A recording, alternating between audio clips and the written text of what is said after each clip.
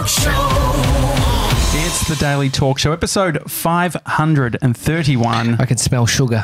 It's Fat Leah Friday. No, it's not. You have brought Fat Fridays. I brought Fat Fridays. I hope you enjoy. There is a lot of sugar involved. I appreciate it. I mean, I've been holding off all week. This is probably the first week that I haven't. Actually, last night I ate toast for dinner, which is not that bad. I have just haven't eaten sugar. No, there's like nothing that's wrong fine. with toast. I mean, I know carbs and all the rest. No, but no. It's better than The thing eating is, a cupcake. when Daddy doesn't want to cook, Bodie doesn't get food either.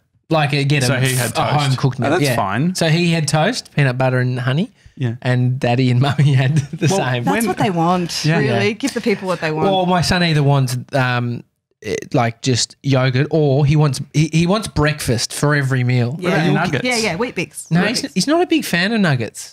I took him to a burger shop and he wasn't really. He wants chippies, but you've got three little ones. I do. Are they wanting breakfast as well? Yeah, they want breakfast for every meal. And my littlest, who's 2, says a Big Bix, a Big Bix. That's all he wants. that Wheat He just wants Bix? Wheat Yeah, Bix. Wheat Bix. Oh, really?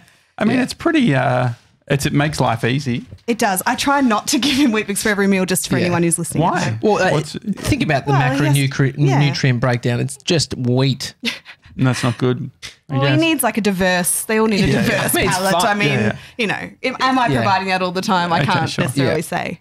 So tell us where you brought these gifts in from. I went to Birdcage Cafe in Altona, and Kath and Ado are the owners there, and friends of ours, and they have decked us out with some treats. So I've got. Do you want to know what everything is? Yes, please. Okay, so we've got carrot cake. We've got these little bunnies are the ones that I sometimes troubleshoot to give my kids for bribery purposes. So I thought you guys might like, might like his bunny. I want to put that whole thing in my mouth. Then we've got 2 raw treats. So no, what you know.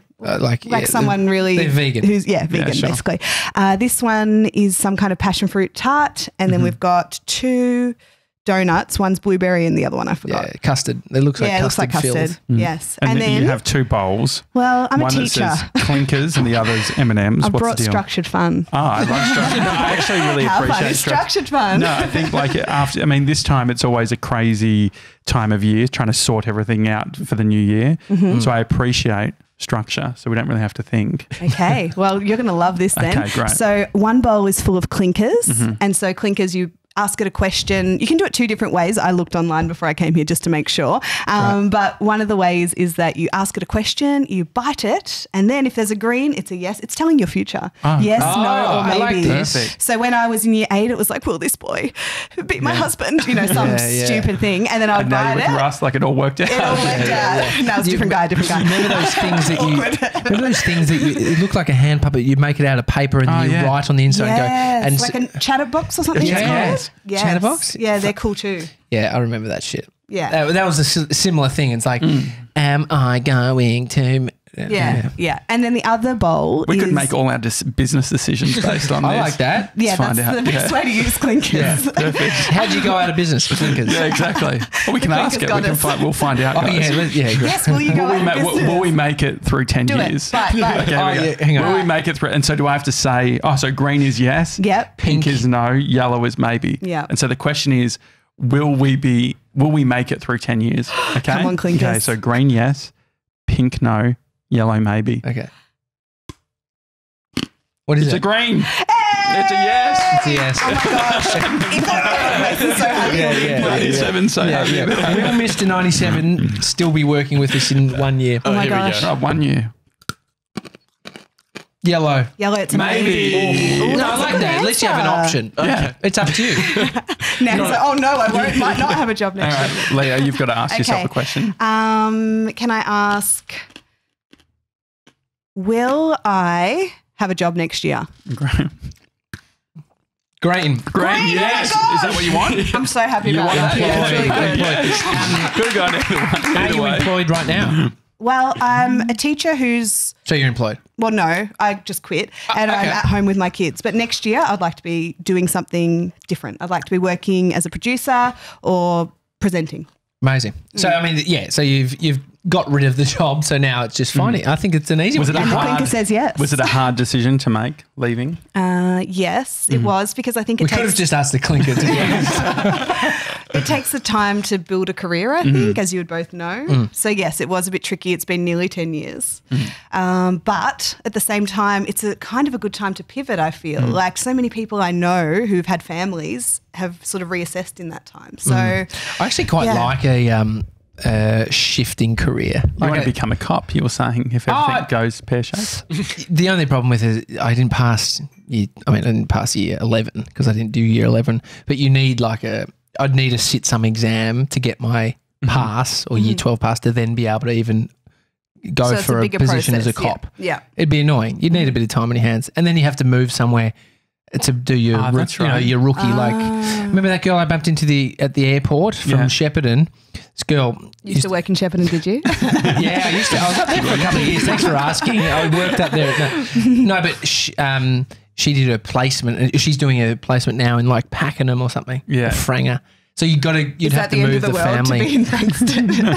No, I know what you mean. It's hard to uproot your family. Oh, 100%. Imagine if I'm like, Bodie, we're going to Franger. Yeah. Actually, Frankston's lovely. It's by the water. But that's the radio world in some ways, right? People doing that. They're going all over the place to like, you end up seeing all these random parts. Like we had Stacey June on. She was talking about, ending up in random spots. I think making decisions when you don't have too much commitment is a much easier feat, even if it's harder. It's hard. All these decisions are hard. But when you've got 3 kids, like logistically thinking about that. Well, I mean, even the logistics of getting here, to be honest. I told Mason I had to chug an energy drink and a half. Yeah. To get through that process. And you said it was one? It was natural. It was an organic, natural one. If they want to sponsor organic energy drinks bullshit?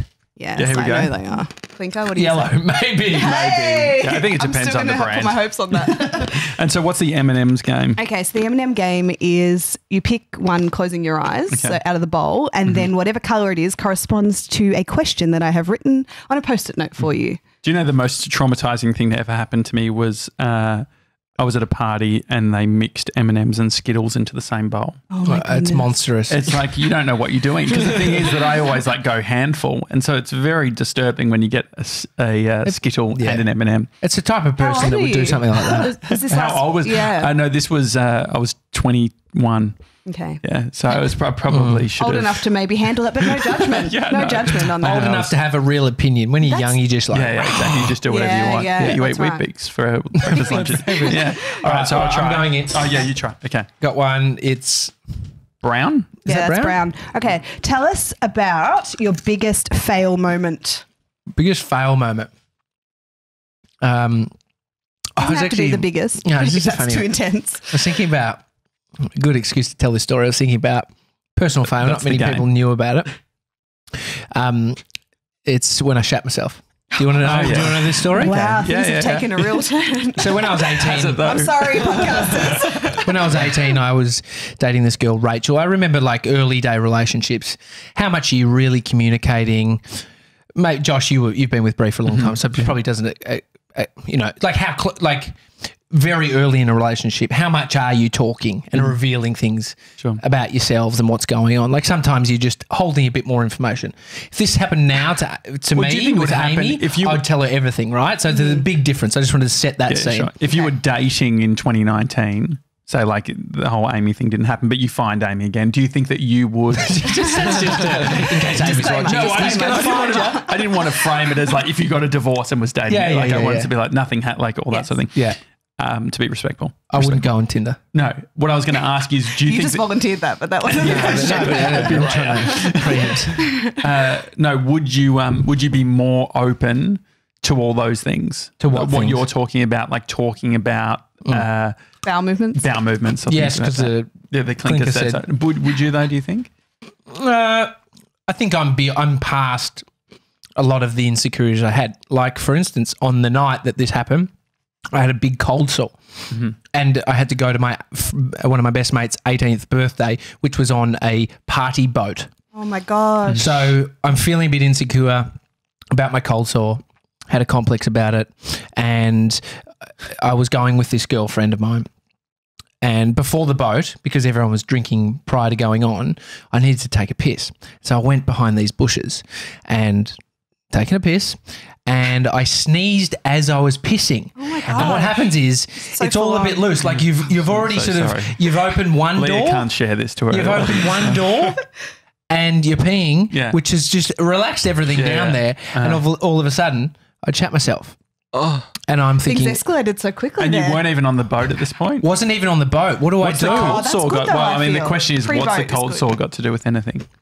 My point of just feeling like eyes were Okay. on me. Okay, When you sure. have a cold sore, it feels was like low. you're an alien, and everyone's like, And now you've shit your pants. So now you've got a cold sore and you've shit your pants. You're that guy. You're that guy. mate, it was bad. And so I thought, okay, here's my plan.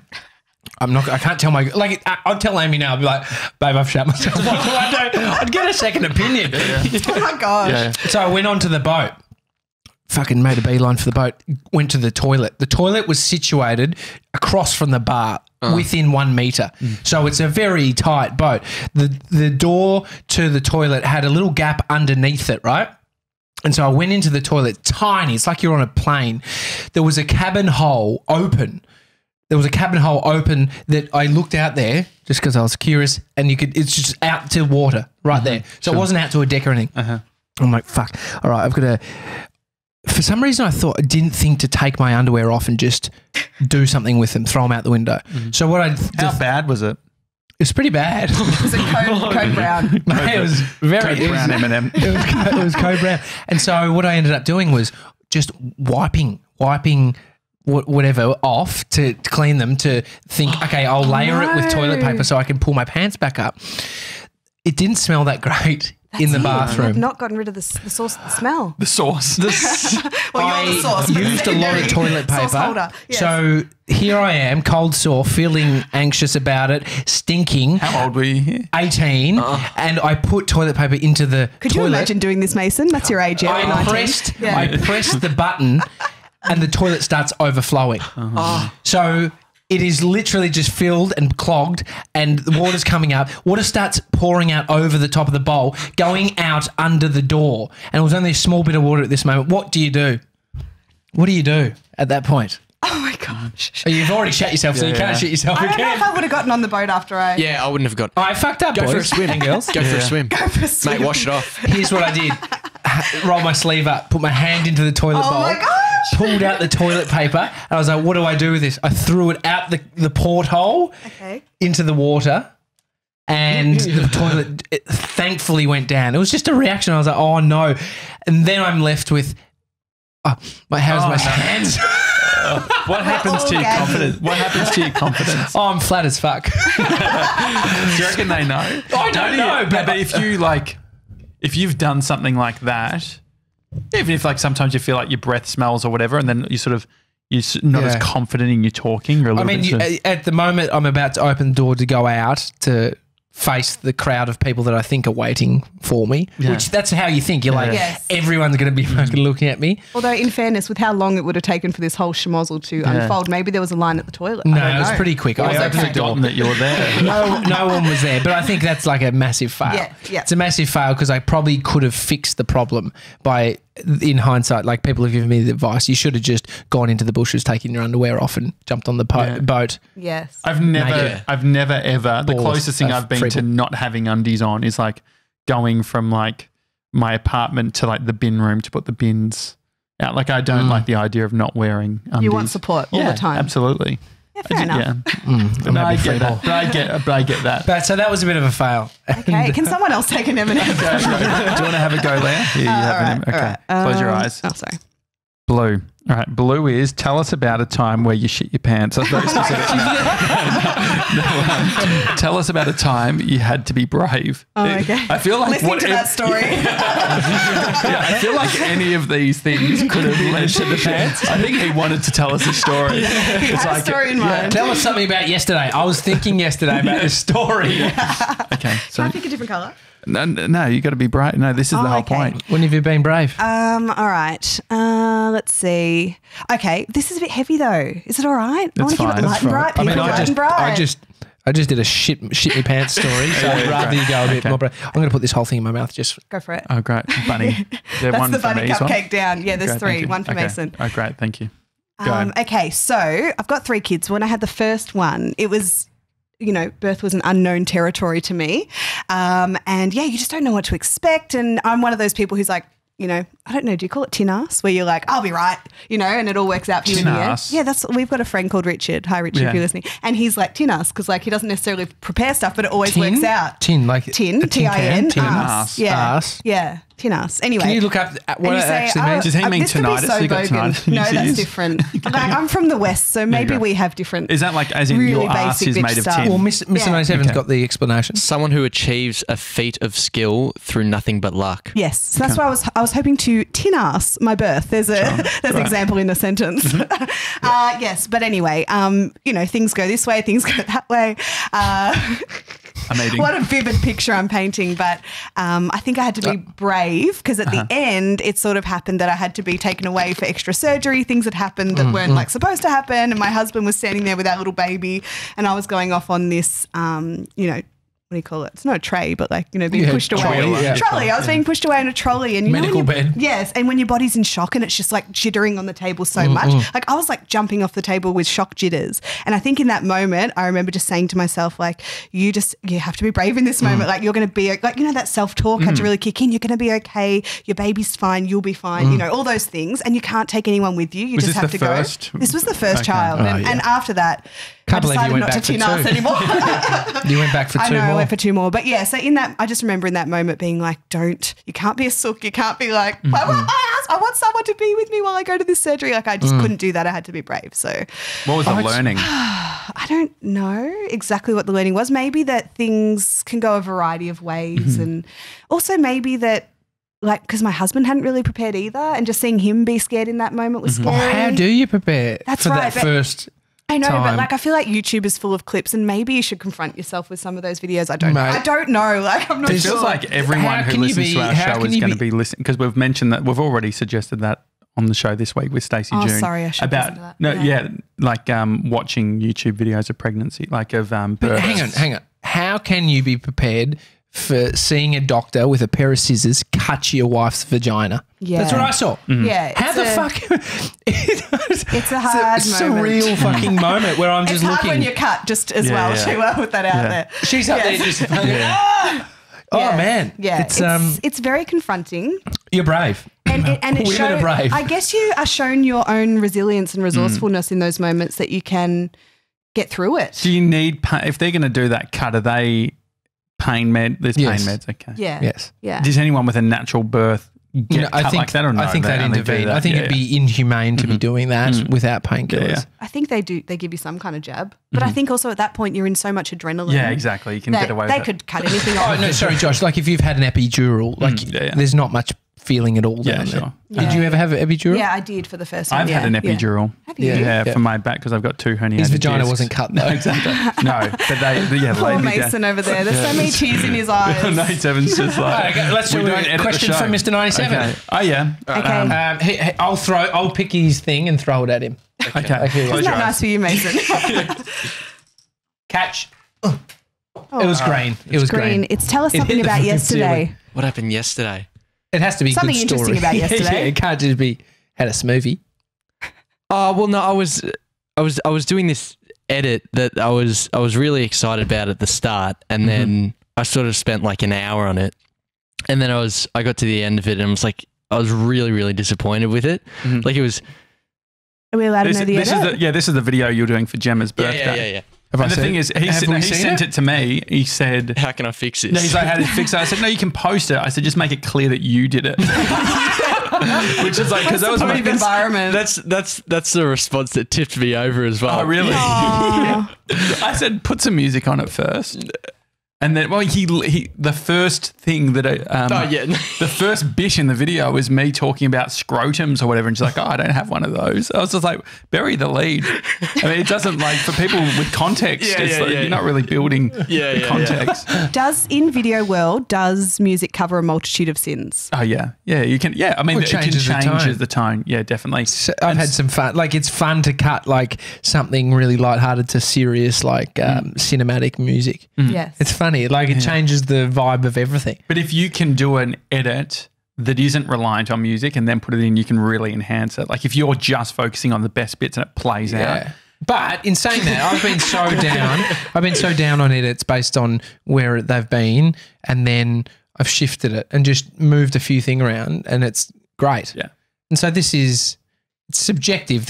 What you feel is amazing versus what other people feel. It's like maybe the scrotum thing was a bit much. Could we take the scrotum part and put "You Raise Me" like some kind of like inspirational? Maybe not "You Raise Me Up" actually with scrotum talk. I don't know. I mean, bad choice, but you know what I mean. Like some inspirational. Send it over to her. Like it could have been a funny one. She would have appreciated a text message with that in it. But I think I think what you did was good. Yeah, it's always interesting. How do you select our snippets? What filters are you using? I'll answer that. Oh. Yes. No. Well, it depends. There's probably two different snippets. There are like funny ones, and then there are ones that celebrate them or the guest or the person and make them look great. So that's a filter. Sure. And then it's also his filter, like what he thinks is good for a viewer and is funny is different from what we would pick. Well, that's what it's so interesting. So that's why it's having a crack. Yeah, that's why I don't micromanage it, because I don't think that like I've got an opinion, but it's not necessarily right, and so it's good getting. And when you are choosing the snippets, do you have in mind like your loyal base, or do you have in mind, oh, this could be something that someone sees and they love it, and then that gets them into the show? I mean, it's probably a bit of both. There's a thought of just like, oh, this is great. People will love this. But I mean, I probably the idea of like celebrating the guests is probably more of a forethought than is this going to be the best snippet? Because if you celebrate the guest, then it's going to potentially onboard new people. Yeah. And also, I think that there's a safety in celebrating the guest, because the other thing is you can easily fall into the trap of, if you're not considering that, having too much of us talking and it sort of gets lost. So I think that's a good filter. Yeah, you're doing a good job. Now, can I have an M&M? Because I haven't had one yet. Go for it. It's a brown. What was that? That's the biggest fail. Tell us about your biggest... Do you want to pick a different question? No, I answered that. He doesn't want to break the rules. No, I don't want two of them though. You could, You don't want to hear my... I'm trying to think of the best fail. Oh, yeah. Well, one that I like is talking about is when I was working at the fire brigade in the media department, and I think it was Carrum Downs or something. I went to like one of their training places, and it was like wherever it was like over an hour's drive. And I packed all the gear up and I drove to the location. I was like a trainee or whatever. What were you listening to? Podcast in the car? What? Nah, it would have been like radio, because I had like my Ford Laser, which would have been like a 1997 Ford Laser or whatever. So it didn't have sort of the connectivity. Tape into the Discman. I know I never did the tape into the you had a CD phone player. or whatever. No, it was very much radio. But anyway, so I got there. I was really proud of myself because I went up to the main trainer and was explaining, hey, I'm here to film this or sort of thing.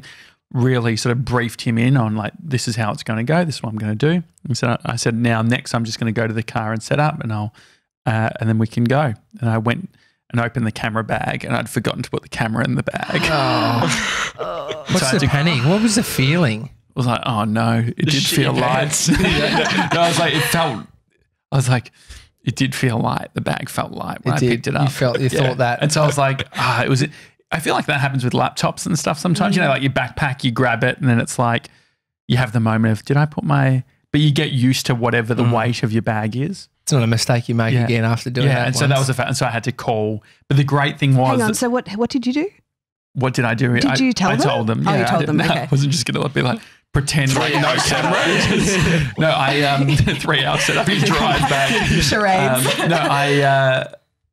The good thing was, I remember even though I was an intern there, I was quite overqualified. And so I'd always prided myself on being the, just like everyone else, like the media producer. And so it was the one moment where I like really lent into the fact that I was an intern. So I was just like, I called up my boss, who I used to have these talks to him. Like I felt like I was like 20 years old. I was a little bit obnoxious. And so I would like have these conversations with my boss of like, Michael, you know, you don't seem happy in this role.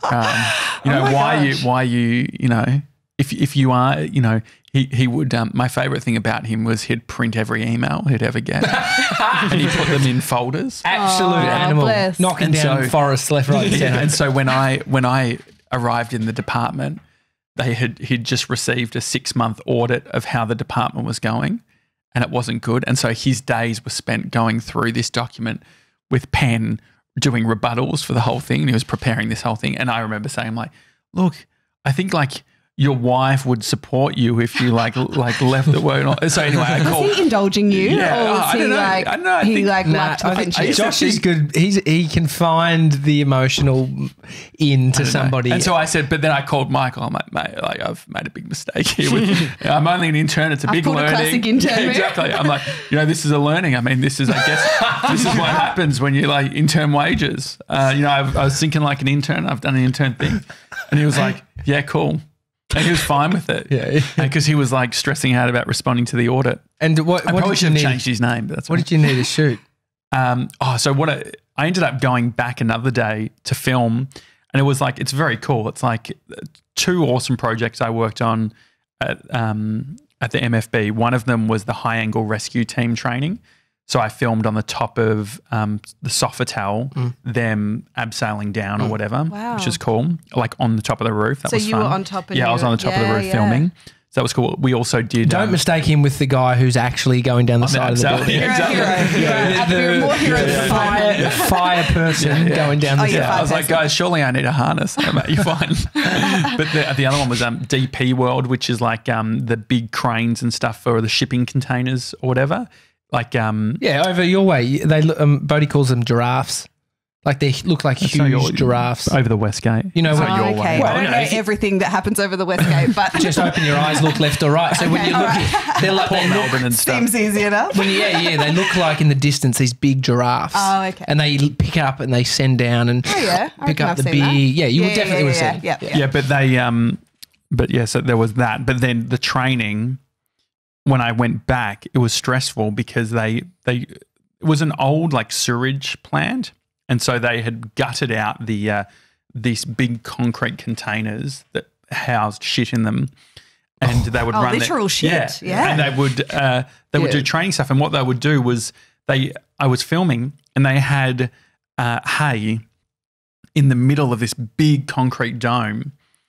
With hardly any light, there's probably like 20 recruits or whatever all there, and they light the hay, and we watched the smoke slowly move. They were showing how smoke reacts within a space, and they were like doing things where you'd feel the temperature of the smoke. So as it was there's a huge heat difference between being here and there.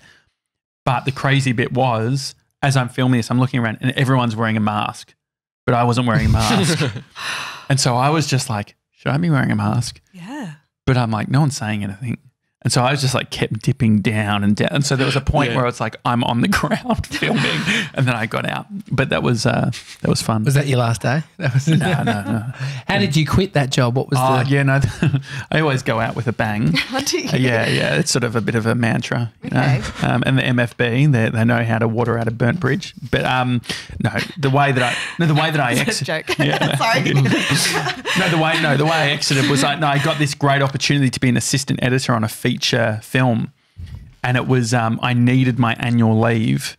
It was like a 12-month contract that I was on, and they told me keep your annual leave near the end of your contract, because what most interns will do is they will take it at the end as a way of sort of transitioning on to another role. And so I was 10 months in, and I was like, hey, I just got this opportunity where they're like, hey, we'll pay you full time to work on this thing. And so I went to my boss and I was like, hey, I've just had this great opportunity. And he's like, nah, sorry, we need you. And so I like cracked it and went above him to the manager who was managing that whole audit and said, hey, he's saying that he's not going to give me my certificate if I don't do it. And then so that boss, his boss, then went to him and said, hey, Josh can do this thing. And then that guy had a meltdown, and then he took sick leave. And so I did. So that was how we ended up sort of finishing up. But I mean, you ratted on the guy. He was already struggling. Yeah, he was already struggling. But I was like mentor. Yeah, but my mentee. And so anyway, I mean, yeah. So I was a little asshole, but I think it's a bit 50-50. I think you had this like extremely dysfunctional sort of setting. It was sort of hilarious. You had this like office where there's literally like 4 people, and they were doing production. They were basically doing a weekly TV show just for fireys, right? And so all the fire stations had fibre optic cable, and so they could live stream the show, and they would have people from Channel 9 who would actually do the footy show, like the cameras, who would come in on this day and would film. Host it. But the thing is that because of the unions and the management, they all hated each other. And so it was really hard. So no one would watch the show because it was all like management propaganda. And so it was called Fire Vision. I think it still exists. There were some lovely people that worked there as well. I wonder if there's Disclaimer. clips online. I wonder if there's any clips online of it. I feel like that years later would be really interesting. Like think about all the content that would have been made early days that's now. So there's cycles, right? Like the archival stuff. So there was a great guy who was a historian, like a real old dude. I remember I got a great photo of him, and he would just go through all the old tapes and was really into history. But it was actually it was in North Fitzroy, and they've actually knocked all them down. That was a place that Derek thought that there was like asbestos issues because they had all the sprinklers on all the time so that the dust would stay settled. But anyway. Can I ask about, I don't know if this is a loaded question, but there's no asbestos in this building. Is there a little bit of a vindictive streak within you? I'm noticing this little theme that's coming up, like this person did this, so I bought their domain name. And this person, like how many domain names do you have? Out of spite. Not that many anymore. But no, definitely. No, I think that like I grew up a little bit as like this, not outsider, but I was like different. And so when you're different, you either can lean into it, and I leaned into it. Now. Yeah. I think that it's sort of like I leant into it or whatever. But when you're a kid and you're doing this sort of, like I was friends with all the teachers. I had great relationships, but it was so easy for me being in the staff room to also have enemies as teachers as well. So you have everything because they're like, why is Josh? I just want to have my lunch in peace, and Josh Janssen's in the corner. We've got insight from a teacher. What behaviour wouldn't fly these days? Like how close are people with their students? Like how teachers with their students? I don't know. I think relationship is essential to be able to, like, I think it's so linked to behaviour. So being able to get the best, because I'm a primary school teacher and sort of in my later years I've specialised in welfare. So I've been working with kids who struggle to sort of fit into what the group plan is within their classroom, whether it's because of disability, whether it's because they're gifted or behavioural issues or whatever. But every single case, it's about relationship and trying to find that connection point with that kid, whatever it is. So at what point do you have them in the staff room? Well, yeah, you can't really have them in the staff room. There's definitely a we got to look after Josh because he's... You know, you would totally be the kid that I would have with me on yard duty all the time, having a chat. He's a good one. But what are you thinking about that kid? Like what's the observation, not a judgment on them, but what's the observation from the teacher's perspective of... Is it a friendship? We've got to look up... How do you want to know if it was a real friendship? Well, no, Annette, my favourite teacher, and my best friend. Yeah, no, like she's still like she likes my stuff on Instagram. She's got half a friendship bracelet. You've got the other. Exactly. No, I remember when I was robbed of school captaincy, and so I ended up getting school captain in year 12. Okay, but when you bought the domain name and made a complaint. Exactly. Yeah. But when I was in year 10. So year 7 to 10, I was at one school, and then you go on to the senior college for year 11 and year 12. And so year 10, they have school captains. And I was the youngest ever SRC president in year 8. So I was only in the school for a year before I took that. That was normally a role for a year 10 student. And so I was very impressive. Yeah, thank you. So I was SRC. Does it count if year 10 students didn't apply? No, well, they did. So the thing is, because my whole thing was I'm like, yeah, you can get a year 10 student, but they're going to be out next year.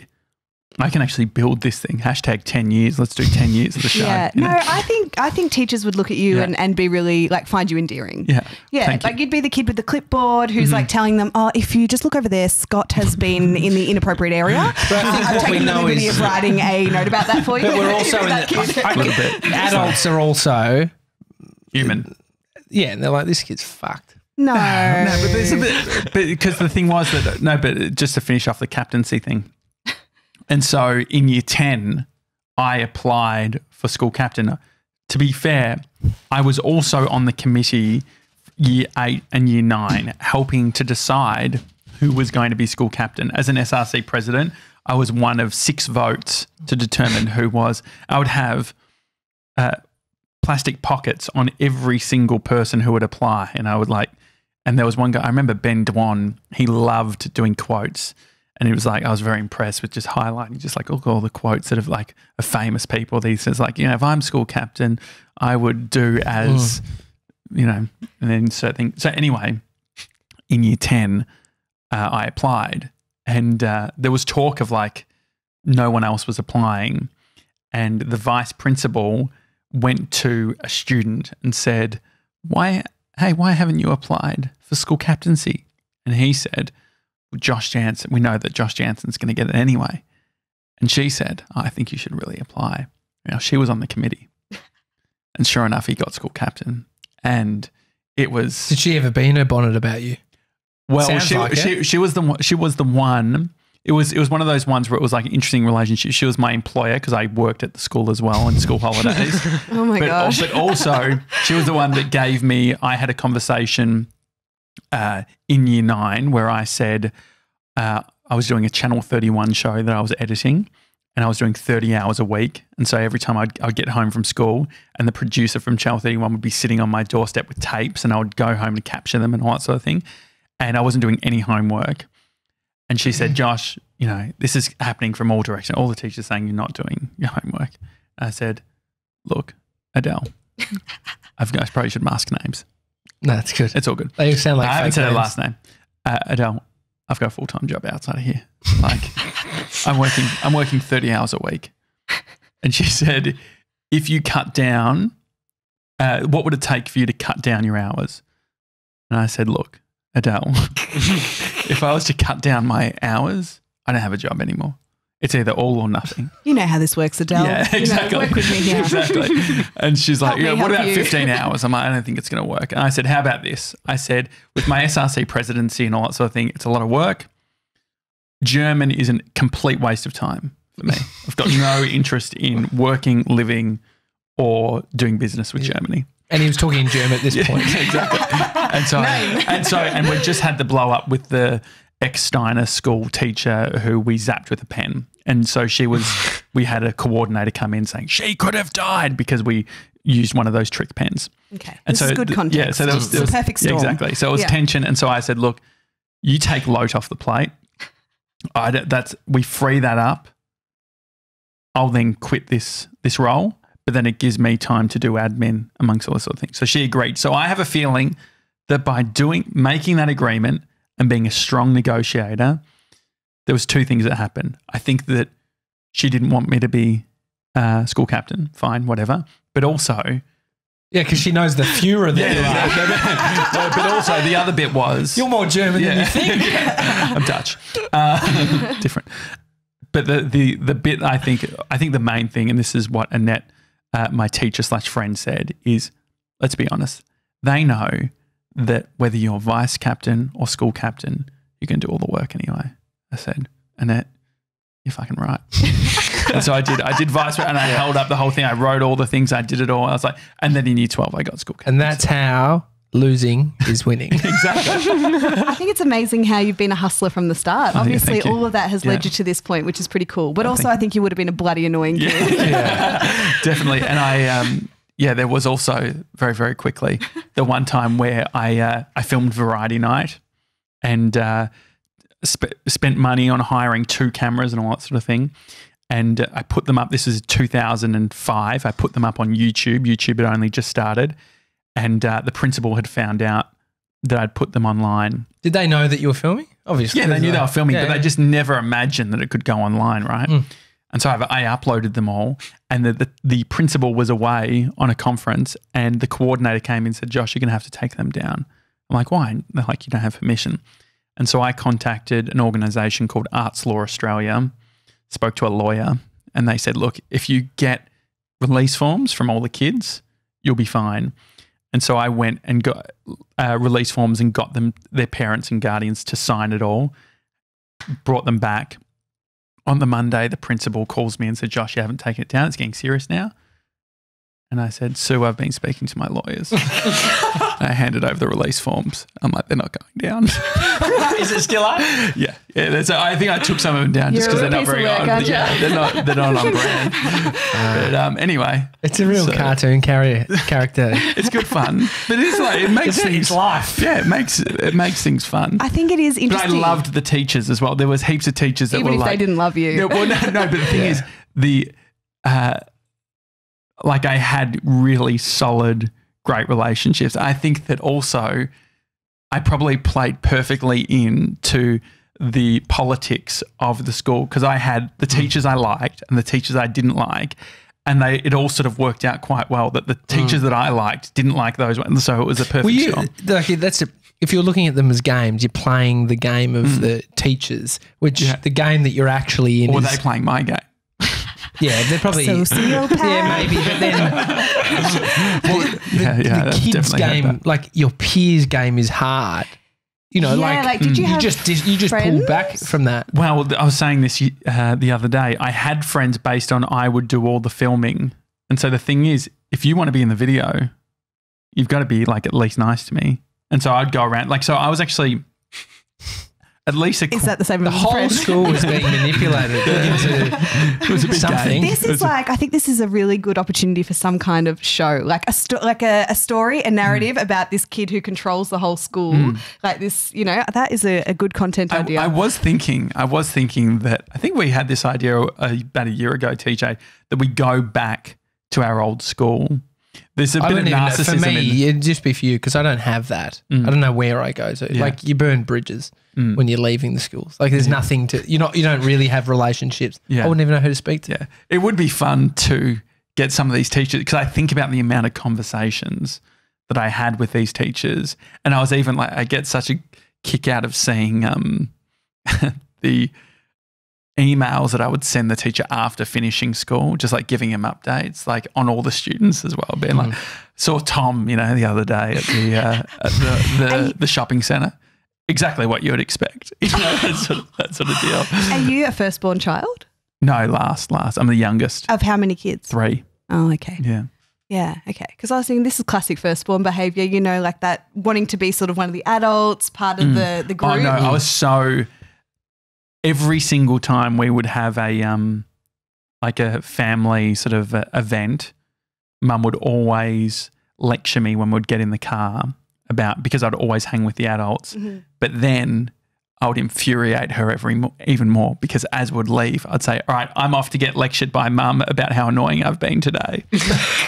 Which would really get to... Yeah. But then the other thing too is endearing. I also liked adult food. So I would be eating all the expensive, dips and stuff. And Mum, I remember she would be like, Josh, around the dips, and she'd say, it's not called scoop. Because I would, rather than dip the chip, I would scoop. With a single corn chip, I could finish nearly a whole thing of dip, of olive dip. Any of Josh's teachers on the live stream? Nah, Gemma joined and she said, hello, friends. Hey, Gem. 3D Dill joined. G'day, 3D Dill. And so did Molly from New Zealand. Oh, g'day, Molly from New Zealand. Across the ditch. There we go. Well, we ended Friday. up, yeah, we very cathartic. There is something about going, I know it's not good for you guys because you just have to listen, which is that sociopath in me, but I think it's fun. No, the teachers are all in therapy as well, getting through this, finding their way out. Do you have nice, because when Leah, finishing up at the school, were there relationships that you'd created with the kids that you were, sad to let go of? Yeah, I think you always care. That's the thing. And it's funny because sometimes on Facebook, randomly, a kid who I taught a while ago will try and friend me on Facebook. But I have absolutely not. Yeah, exactly. I feel bad, but I'm just like, I just don't know. Even though it's been maybe 5 years or 8 years, I'm just like, I'm not sure. But you do care. You always care, and you always remember about certain things. And yeah, I think if you've lived in that school community, there is something magic about it. And it's just a the bubble. fact that everyone knows everyone, and there's that. I think there's power in that routine and the beautiful community. It's really lovely. And now that I say it, I'm like, why did I leave? No, but yes. Did you have a consistent class, or because you were doing the welfare stuff, you didn't have I did. I had classes in my earlier years. A home group? Yes, I had like taught grade 2 for a while, grade 3, grade 6, those kind of things. And then moving on, I started doing like behaviour and social intervention. So it's like, you're struggling in the playground, Josh. Yeah. You don't seem to have any friends. So what can we do? What kind of things can we do to help you? And the teachers are wanting you out of the staff room. But did they actually say, would you be as direct as that with the kids? They'd be having different social issues, and then you'd have a chance to, get alongside them and make a plan for them as to how they were going to work. There were some kids who you'd do like a plan for play, because when they went outside, it would just be like they'd fight with everyone, or they couldn't deal with the sort of unstructuredness of the yard. So you'd go, okay, let's make a plan for play for you. What are you going to do first? And who are you going to do it with? The clinker game. That's right. Yeah. And then if that goes wrong, what's your plan B? And just working out all of those kind of just the. Do you know what Josh would have said to you? There's no plan B. Exactly. He would have said that shit. Plan B. I've listened to Tim Ferriss. There's no plan B. No, it's interesting. Peter Thiel told me.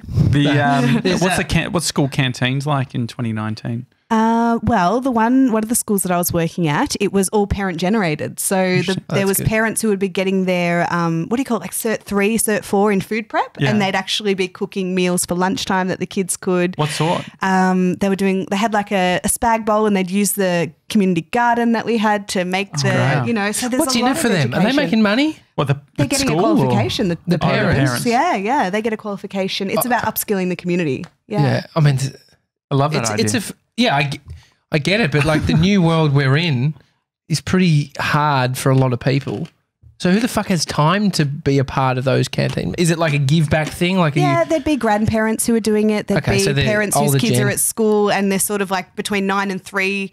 They've still got little kids, and they still want to be a part of that. So I'm about to be a school parent next year, actually. So I'm on the other side of it, and that's interesting as well. I felt like the other day I dropped my son off for like practice prep. Like when they practice the whole thing, and I was looking around at the other parents, feeling like I'm a school kid again. Like, who's going to be my friend? And I can tell you're the popular one because you're a mum who's dressed in like really nice clothes. Like you're wearing. So you have to play that. Get I'm like the parents. Oh no, yeah. Well, I think there's a lot of anxieties around. Like the talk about school and shit. The biggest problem for me was seeing how I can transition out of this thing that is like it's every day. It's such a structure. Then what's my other option? Like, and that's why I think kids struggle with the transition out of school for 13 years in Australia, prep to 12. And then finding some kind of like, what's the other option? The easy in is uni because it's some kind of structure. But if you go straight out of that, it's pretty tough. How did you find the transition, Mace? You're the most recently transitioned of the three of us. Yeah. 4 of us. Yeah, you do sort of like, it's a struggle to fill your time with stuff because it's just like everything, you've got no idea what to do. It's just all in front of you and it's just so overwhelming. But I think having some sort of work helps so much because that brings back all the structure that you need. So I think that was probably the biggest thing, yeah. It's like unlearning and then new learning. There's so much power in having somewhere to be, isn't there? I feel like I've learned that over time. Well, you got here today. I did by the skin of my little teeth. I got here. But I also I reckon I made school completely different to what any other my experience. Or you were surviving. Yeah, but I was surviving based on controlling your environment. Yeah, like the thing was I probably only went to 50% of my classes. And I feel like normally, like if you didn't go to 50% of classes, which you probably didn't, you would have been getting in a bunch of trouble. For me, I was like, I'm getting a letter from the drama teacher to say that Josh needs to do extra time with the production. But then I'm also reaching out to the SS. So I'd have like 6 notes from all the different teachers and they weren't all talking. And so before you know it, you're only going to the classes that you want to go to. Well, I think as a parent, it's also so much in that. How do you there's a worry about what is your kid going to be like? If you had a kid, what are they like at school? Do they find the resilience in that way or the approach? Yeah, I don't think I'm not planning on having kids, but if I was to have a kid, I think that it would be, like the whole Steiner thing, I think I just want to do it, allow for different thinking. However, I would also want to make sure that it wasn't in something that was too status driven from an education point of view. So I wouldn't want to put them in a position where I want them to be mixing with all different types of people.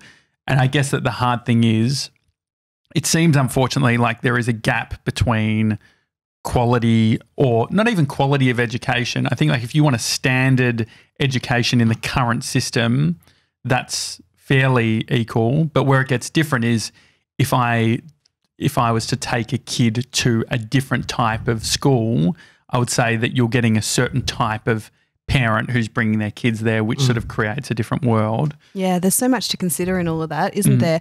We sort of have, my husband and I had this discussion about all of that. He's really concerned about, if you go to a place that's completely privileged, how much do your kids then understand and learn about all the different, facets of people and society and all those things. Anyway, I don't know if that's right or wrong, but we have made this decision to kind of go local primary school for primary school, and then for high school to sort of gauge where the three are at and choose different schools for them, like if someone's really excelling at music, to try and hopefully have the funds to be able to support that, like to choose the different paths for high school. That's sort of where we're at, but who knows? I mean, there's so much to consider. At the moment, it's just focusing on fitting in at prep. Yeah. It's almost, there's something in getting your outfit on fleek. Not more for me fitting in. Yeah, that's right.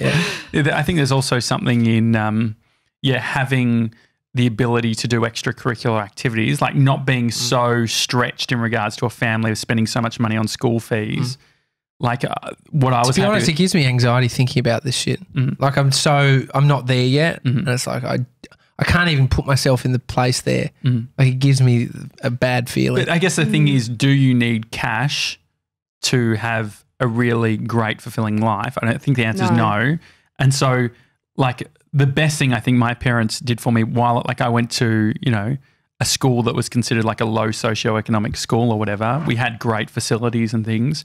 But then in the final year 11 and year 12, they paid for me to do like VCA, film and TV foundations outside of school. And I was able to actually it was almost that stepping stone. So when I left school, I could straight away go in and do the thing I want. And so I guess that's almost like, is it like an exchange program? Like those things I think are super exciting. Well, if the kid likes that, because you could have a kid that likes structure and sport and just going to school. Like some kids don't, if I parented Bodhi exactly how I am, I haven't accounted for who he is. We got to listen. Yeah, you got to see. Do you think he's the structured type? I don't know yet. He's so young. Do you just provide different chances and opportunities and see what sticks? Like that's kind of what we're doing at the moment. Yeah, Our definitely. oldest is doing like junior life saving, and he's like a little bit like, well, I don't know if I want to do this. And then it's like, that's okay. Like let's just try it.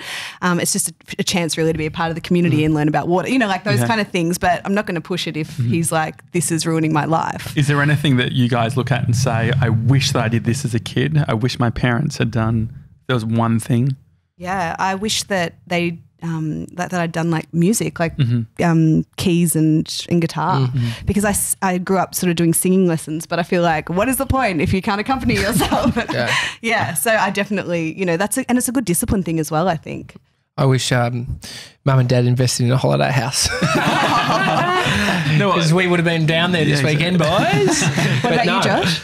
No, I think this. Well, it was interesting when I was in prep. I was really keen to learn guitar, and they said I was. You can actually remember that shit. Yeah, and so like Mr. Janssen, my teacher, would play guitar, and my parents had a guitar that was my brother's, but they said that my hands weren't big enough to do it. You're 6. You're 5. Yeah, and so they said, and they were sliding toe thumb, were they? Yeah, exactly. Yes. No. Don't hate on toe thumb. I know. Mate, so you can play the bass because you can slap the shit out of it. And so a heavy bass, real big bass. But no, they then said, no, you can't do that, but do piano instead. You can do that at a younger age, and I fucking hated it. And I was like, it was annoying because it was like, they're like, oh no, you can't fit in here, but you could do this. And I just remember I was always like saying to Mum, I'm like, the lady's house smells where I do that. It's all good though, because you got to do shit you don't like to do, because that's life. As you go further in, it's how much stuff do you do that you don't like? It's amazing. You start with a blank slate basically with the kid, don't you? Apart from like those little bits, like even last night, my son was like crying about losing a game. We were playing poison ball, and it's like, oh yeah, like resilience. We smashed him in the face. Like, apart from being whacked in the face, but that whole thing, like teaching them it's okay. Like often you won't win. Like don't feel bad. Mum's not that even great at catching a ball. A new thing for Bodhi. We were driving, and I said Ninjalinos, which is the name of an enemy in PJ Masks. Masks, the comic. yeah, So of there's course. these ninja people and they throw sticky splats. Anyway, I said Sticky what? Sticky splats. Sticky splats. Lays Yeah, across it. yeah. It's pretty cool. They throw Dun, these dun, sticky dun, splats and dun, stick dun, people dun. to the wall. Oh, cool. Yeah. It's great. So Can you Bodhi, get the theme music? It's like Spider-Man's yeah. Is this what you're watching? webs. He No, said- I've seen Bodhi watching it. Oh, okay. Yeah. And so, but I said, so Bodhi says Ninjalinos like this, Ninaninos, because he can't say it. And I said, oh, do you want me to put the Ninaninos song on? So I said it the way he does it. It's not Ninaninos. And I said, oh, how is it? And he was trying to say it and he was getting so upset because he knew how it sounded, but he couldn't say it. And it was the first moment he's ever been, like I encourage him when he said Ninaninos because I You're think it's so trolling him. cute. I'm like, no, it's Ninaninos. It's okay. But he found it, he was so upset. And I was like, imagine realizing you can't fucking talk properly. Yeah. I mean, that happens to me weekly. Oh my gosh, my friend not recently, maybe when we were in year 12, so not recently at all, who am I kidding? But she had this moment where she realised it wasn't Hoat Kangers. She thought it was Hoat Kangers instead of coat hangers because her parents had always done like that rhyming slang. So she literally thought it was called Hoat Kangers. And I was like, but what, like it hangs a coat. Like, and then she was like, oh my gosh, like she had a real moment. We have a 20-year-old in the room who thinks it's schnitzel still. Schnitzel. I mean, I've heard him say schnitzel. Instead of schnitzel. schnitzel. We just call it crumb chicken. Good way around it. It's all Also, have you heard of snack tea? You have a snack tea. Explain snack tea, 97. It's when your parents can't be bothered cooking tea, so you have a snack tea. Oh, I gave Bodhi snack tea last night. Yeah. It's like carrots and red pepper sticks. and Like a picnic tea, I call it. Yeah. Put positive Picnic spin on tea. all of our leftovers. Because he Let's all was sit on I the said, floor. what are you doing? Like I said, what are you doing tonight? He's like, I'm having snack tea. It's so cute, isn't it?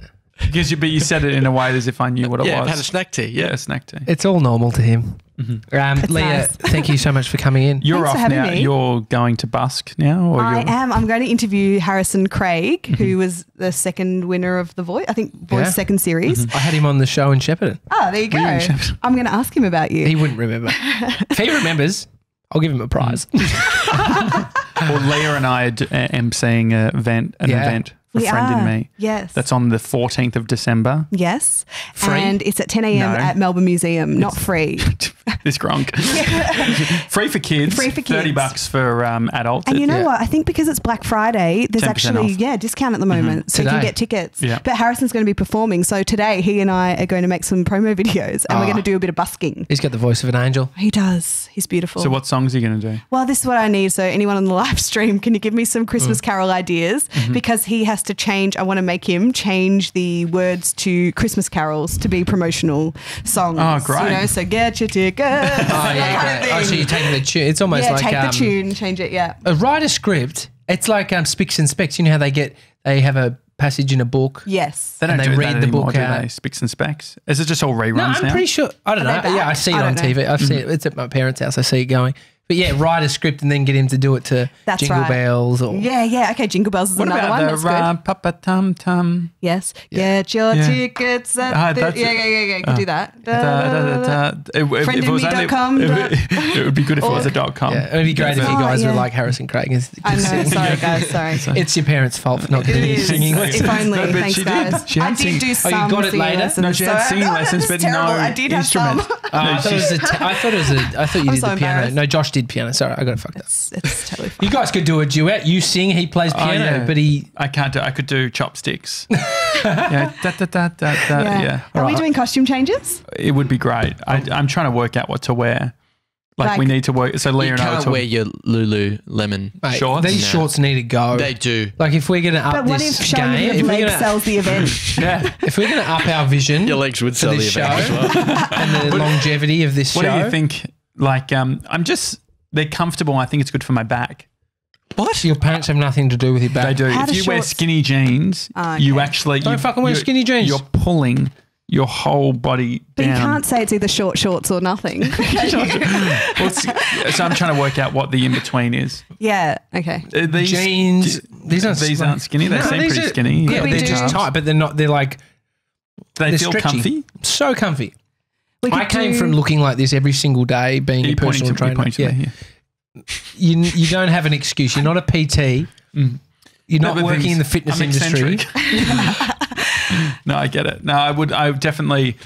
I'm actually thinking for Black Friday. Sorry, I'm going to buy a quad lock case. Buy a quad lock case, but also going to look at potential clothes because I find it easier to buy t-shirts, like tops and stuff, pants. You got to go into the shop. I have to try them on. Like I tried on 4 pairs before I got to these. So annoying, but like admin wise, you do it. I haven't. This is like a year ago. Well, that's it. I've still got my.